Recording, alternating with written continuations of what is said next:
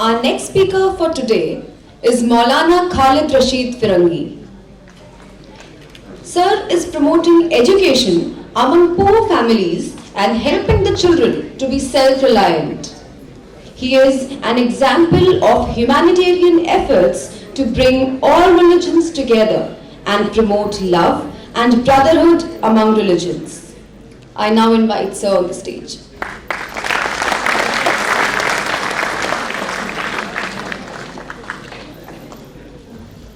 Bismillahirrahmanirrahim.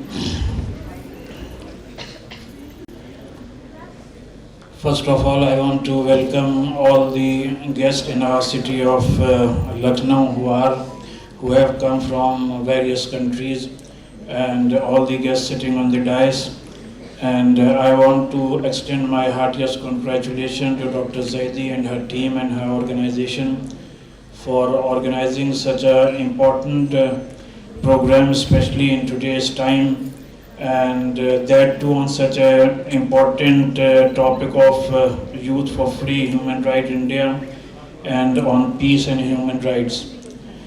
Dear ladies and gentlemen, and especially all the students, you all have listened to the speech of Dr. Zaidi and then Divyagiri ji. All have laid emphasis on how we all and what are our responsibilities to establish peace and how we all together can work for true human rights.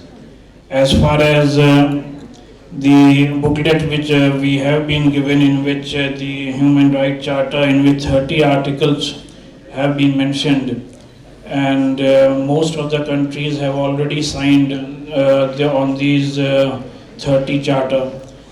But the biggest question of today is, and I think that it must be addressed in today's conference also, that how many countries are actually following these human rights charter.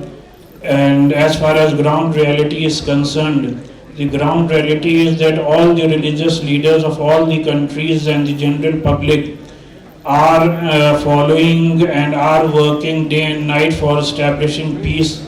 But as far as the various governments of various countries are concerned, we must raise our voice that how many countries are really and practically are implementing and are trying to implement or follow all these points which have been mentioned in this booklet.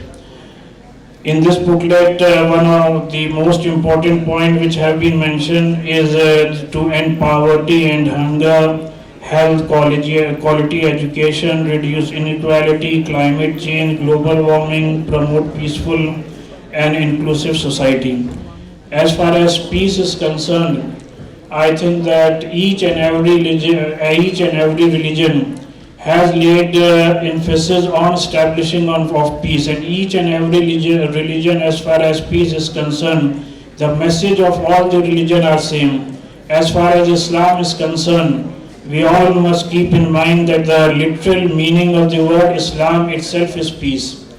And if you will read the Holy Quran, you will find that in the Quran, Allah has mentioned Himself as Rabbul Alameen and not Rabbul Muslimin. Rabbul Alameen means that Allah is Rabb, Allah is Lord, Allah is God, Allah is Bhagwan for all the human being.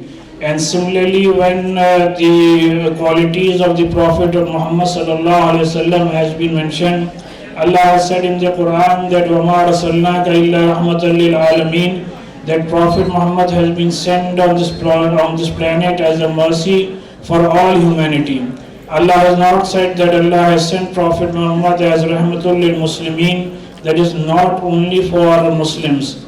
And if you will read in the Quran, you will find that in many places Allah has very clearly mentioned that Allah do not like those people who are responsible for violence. And in one of the verses of the Holy Quran, Allah has very rightly and very clearly said that man qatala nafsan bighayri nafsin aw fasadin fil ardi fakannama qatala an-nasa jami'a, that if a person kills another person, if a person kills a human being, it is as if he has killed the entire humanity.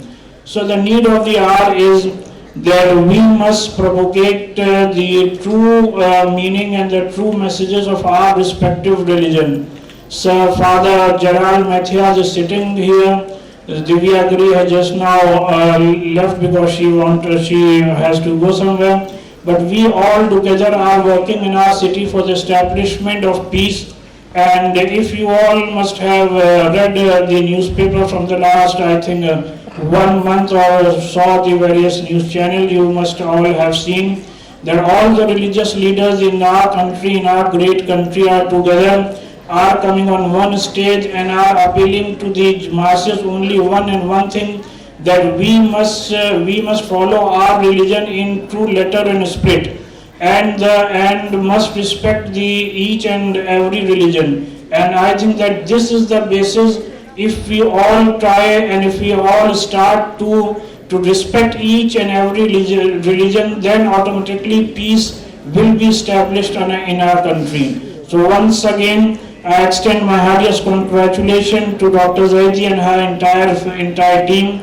And my request and the message of today's conference is that the youth must try to understand their own respective religion, and if the youth will start to understand their religion, then I think that our country and this world will become a better place to live. I make a dua to Allah to help all of us to establish peace and brotherhood on this planet. Thank you.